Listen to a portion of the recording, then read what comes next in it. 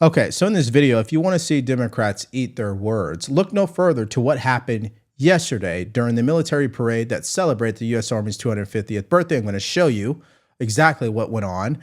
And secondly, this conflict between Israel and Iran is continuing to escalate and heat up, but the question remains, should America get involved? We'll break it all down and give you the bottom line.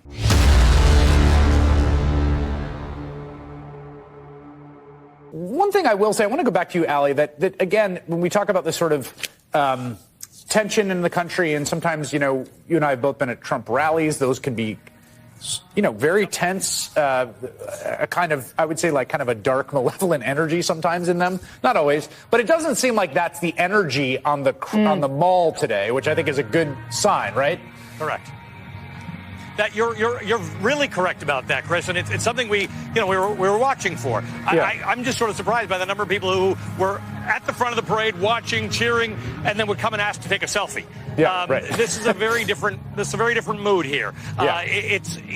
People seem to be going out of their way to say that they're here to celebrate the Army's 250th birthday. Now, there are people walking around with signs. A moment ago, while you were talking to Jen, guy just came around and said, Trump 2028. And I said, how does that work exactly? And he's like laughing and had a big flag on him. So there's some politicization here, but it is not, it's not dark.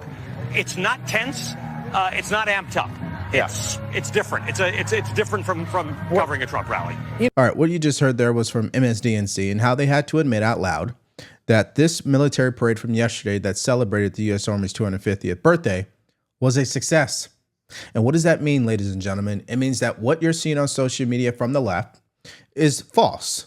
What mainstream media wanted you to believe is false.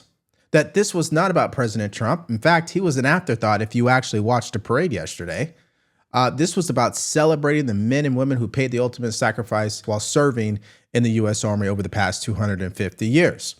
Now, what's also interesting about this entire story is Senator John Fetterman once again is doing something that pisses off Democrats. He's telling the truth. And we're going to look at ground news to show you the truth and what the media is saying so you can think for yourself. And if you guys want to follow along, just go to ground.news/Devori. Now, before I show you what the media outlets are saying here, I just want you to see exactly what Senator John Fetterman said. Take a look. Look at this post actually on X from Pennsylvania Senator John Fetterman. Quote, this parade is comprised of our sons, daughters, mothers, and fathers, the very best of the U.S., regardless of your politics. It's appropriate to celebrate the 250 years of sacrifice, dedication, and service.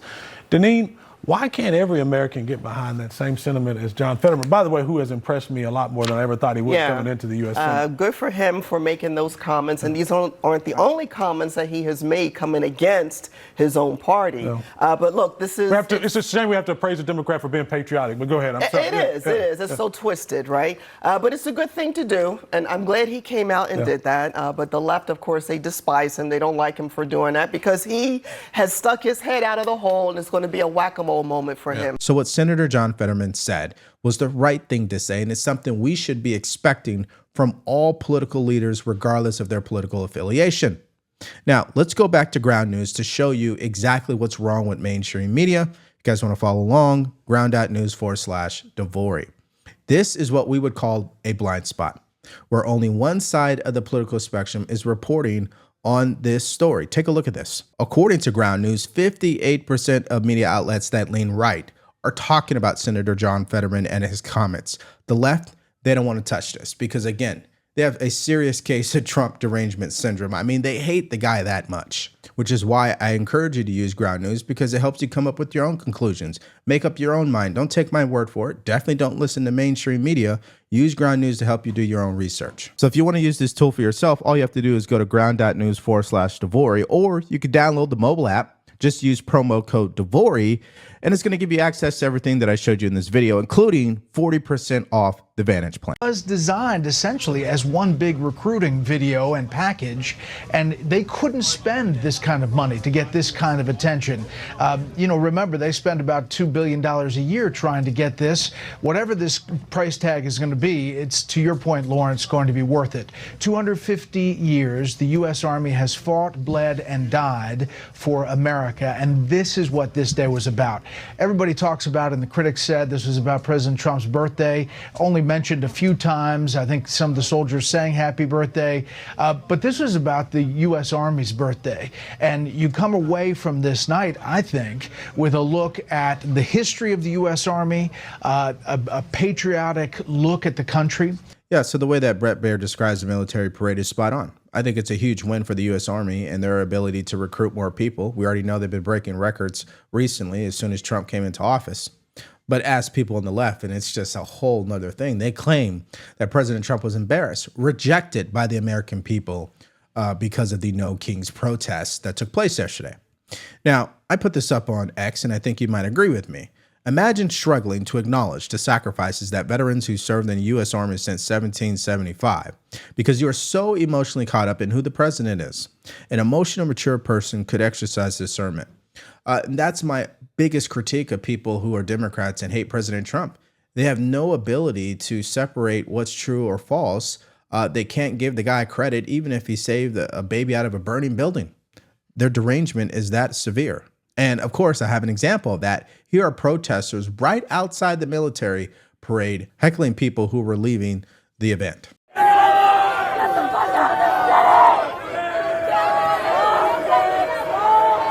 Tiny dick! Tiny dick! Tiny dick! Tiny! Tiny! Hey, that was definitely. Hey, bro, take out the hat and make your balls! Your balls! Your balls! Yeah, your balls! Take off the hat!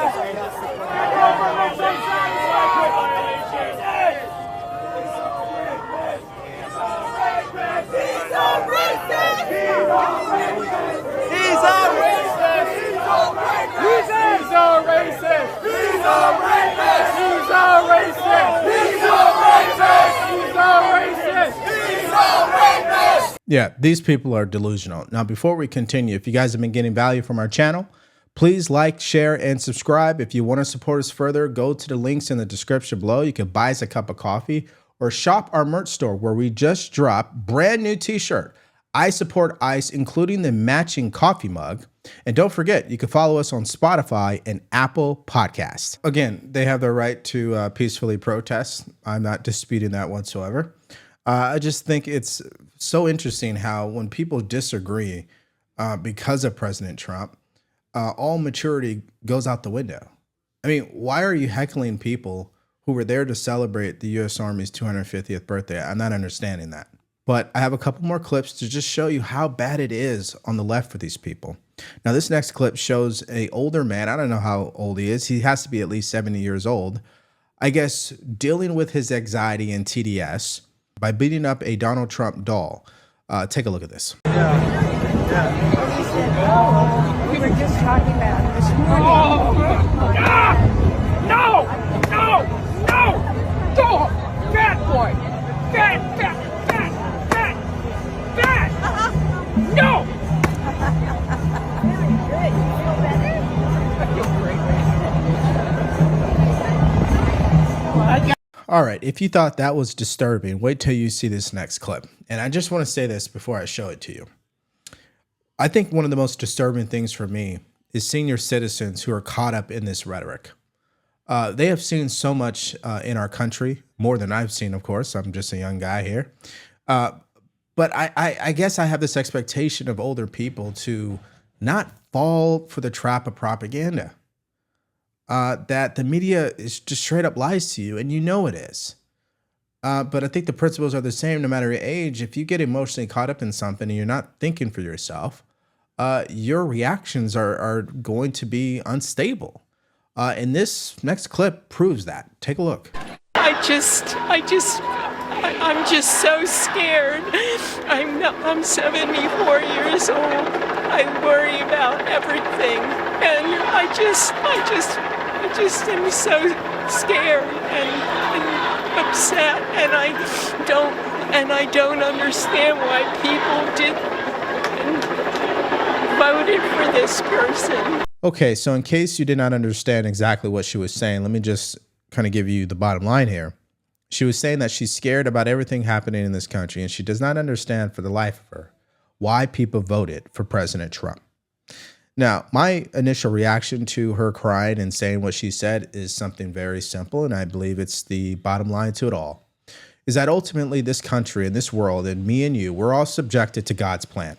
And if God wants President Trump to be the president, which is what happened last year, that's exactly what happened. And quite frankly, in a sense, it's probably good things worked out the way that they did, because clearly the president is much more prepared than he was in Trump 1.0. And I think also the country needed to see how radical Democrats could be. And I think God knows exactly what he's doing. Now, some of you guys are going to say, well, why are you talking about God, DeVore? Why? Because that's what I believe. This is my show, and I'm going to stand on it, okay? And I believe the next clip I'm going to show you is another person who thinks the same way, and that's Rand Paul. He has continued to stand on his statement that he actually did not agree with this U.S. military parade. Take a look.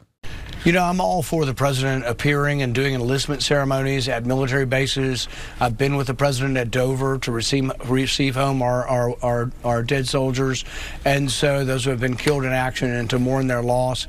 But I just never liked the idea of the parade, because I grew up in the 70s and 80s, and the only parades I can remember are Soviet parades for the most part, or North Korean parades. And the parades I remember from our history were different. You know, everybody remembers that famous scene of the soldier, you know, dipping the girl and kissing the girl in New York in a ticker tape parade. But we were rejoicing the end of war, and we were rejoicing our soldiers coming home. And that absolutely ought to be commemorated and discussed every year, Memorial Day, Veterans Day. But we never glorified weapons so much. And I know he means well. I don't think he means for any of this to be depicted in another fashion, but I'm just not a big fan. And then there is the cost. I mean, we're $2 trillion in the hole, and just an additional cost like this, I'm not for it. Okay, just a couple of things for you. First, he said that he didn't see any parades like this in the 80s or 90s. Well, that's wrong, because George H.W. Bush had the same type of parade. It was not celebrating the U.S. Army's 250th birthday, but he definitely had military troops, armor, vehicles, weapons on Constitution Avenue. So I don't know why Rand Paul would even make that comment. And secondly, $45 million is what they said that this costed. A drop in a bucket. That is nothing compared to what the federal government is going to spend this year. And we all know that. So I get Rand Paul. He's a contrarian most of the time. Sometimes he's very principled, but in this scenario, can you read the room a little bit, man? It's the U.S. Army's 250th birthday. You sound like you're just pissing all over it. Okay, so let's give you guys an update in regards to Israel and Iran. And the president had this to say last night: the U.S. had nothing to do with the attack on Iran tonight. If we are attacked in any way, shape, or form by Iran, the full strength and might of the U.S. armed forces will come down on you at levels never seen before. However, we can easily get a deal done between Iran and Israel and end this bloody conflict. Now, of course, as I continue to tell you guys, this is not going to be good for President Trump if this continues to escalate. Because why? This would add to more conflict in the Middle East, and nobody wants that. Now, here's what Netanyahu had to say on Fox News earlier this morning. And I'm always amazed at people who say they care about America and they don't want a war. They're right. This is a forever war that Iran is doing without nuclear weapons. And imagine what they will do if they have them. I think for the security of Israel, America, the world, we must make sure that they don't have these weapons and the means to deliver them.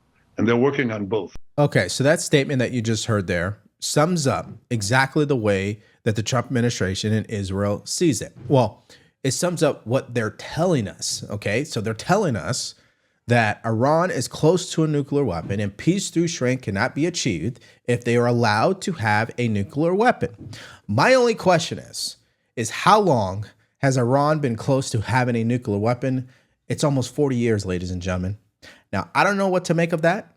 I would love to hear your thoughts about that. Just put it in the comment section. But that's the only question mark in my mind, is why does that continue to be the statement? Now, what's more concerning is what Lindsey Graham said this morning about what President Trump should do moving forward. Senator Graham, you said you believe it's in America's interest to go all in to help Israel finish the job. It sounds like you mean offensive support. So the worst possible outcome for the world is for the Iranian nuclear program to survive after all this. How do you destroy their program? Through diplomacy? I prefer that, or through military action. If diplomacy is not successful and we left with the option of force, I would urge President Trump to go all in to make sure that when this operation is over, there's nothing left standing in Iran regarding their nuclear program. If that means providing bombs, provide bombs. If that means busting bombs, whatever bombs. If it means flying with Israel, fly with Israel. The worst possible outcome for the world is to take the Iranian nuclear program on and leave it standing. That will be a disaster. Yeah. So what would be a bigger disaster is sending sons and daughters over there to fight another forever war. That would be a disaster.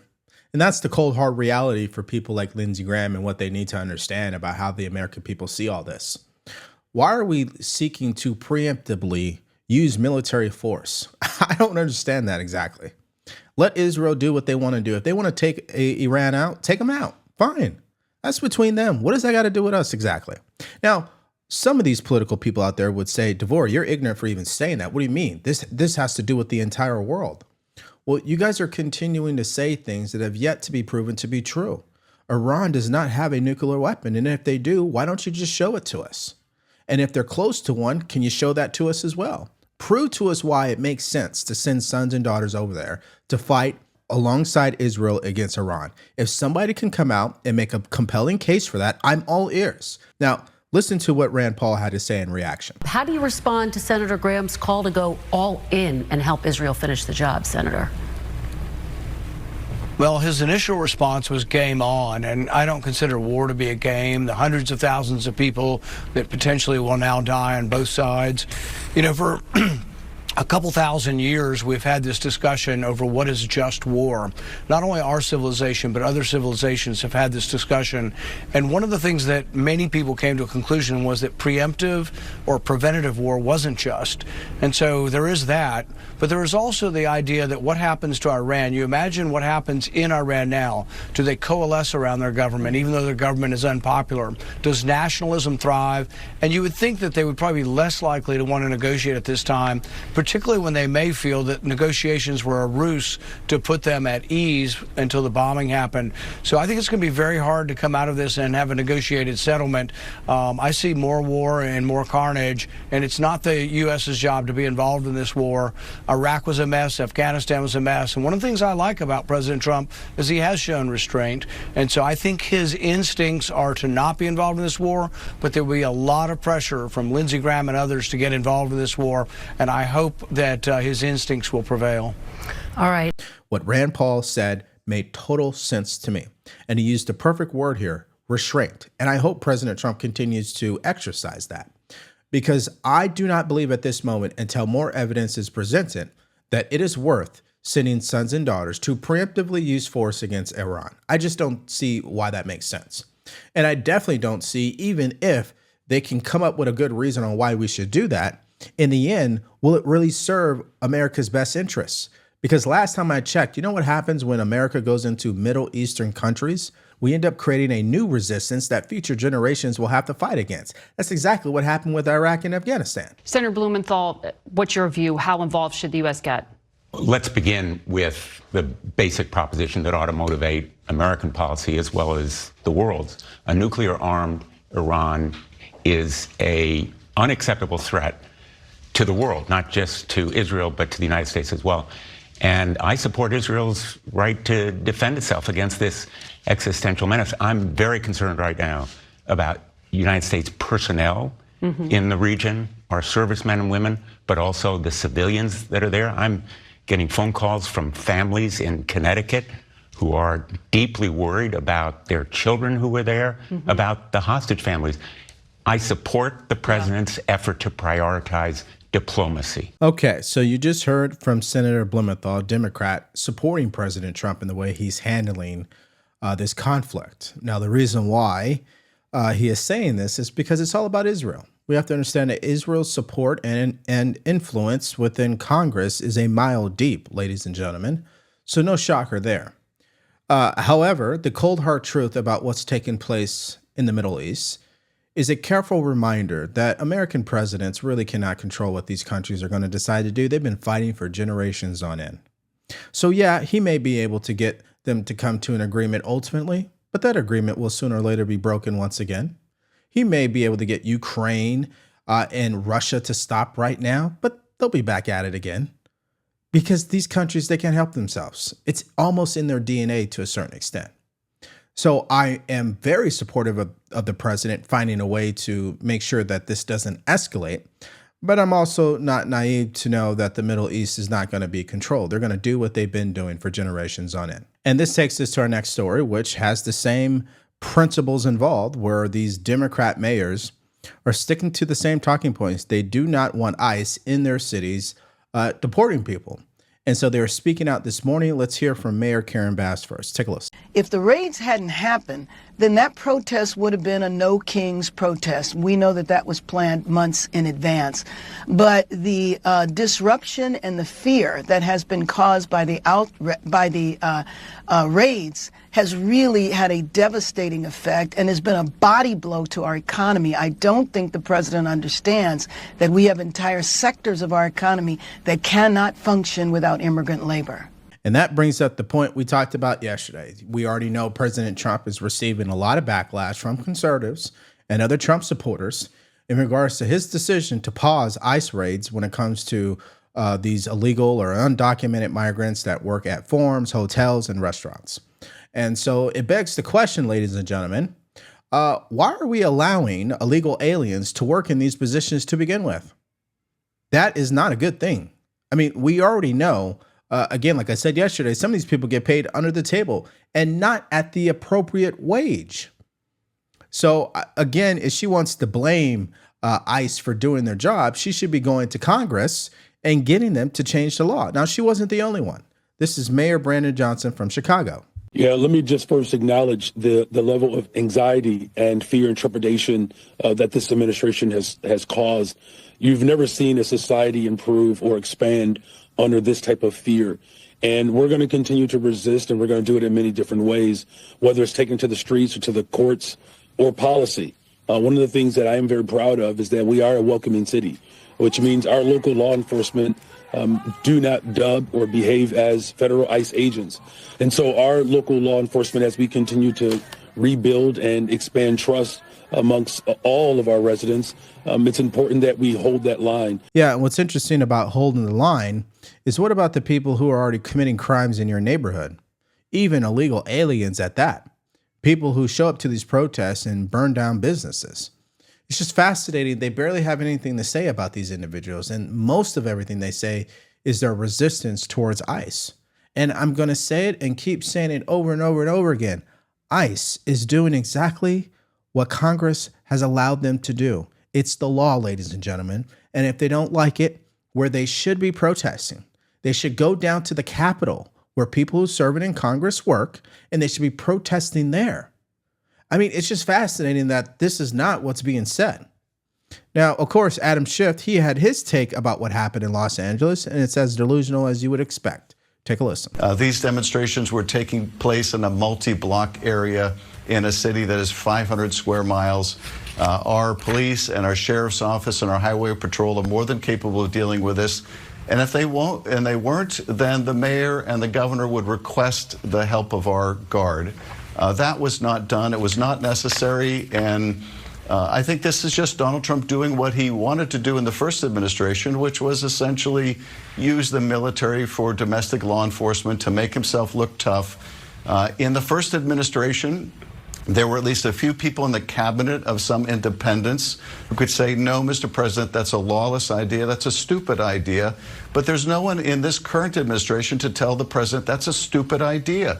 It will make matters worse. And there are nothing but sycophants, the Stephen Millers and the Kristi Noems and all the rest of them. Listen, the fact of the matter is these people who serve in the cabinet are doing exactly what happened in the Biden administration. They're going to be loyal to the president.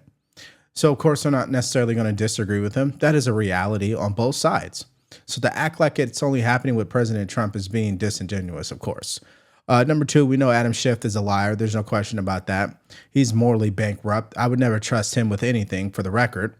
And number three, what President Trump did, which will be confirmed on Tuesday once they have the hearing with the appeals court, and we're going to find out, was within his authority when it comes to the Constitution. But you know what? I want to get your reaction in the comment section below to these stories, starting with that beautiful military parade yesterday celebrating the U.S. Army's 250th birthday. No question that Democrats, mainstream media, and MSNBC They were wrong there. They said it was going to be all about President Trump, and it was really all about men and women who paid the ultimate sacrifice.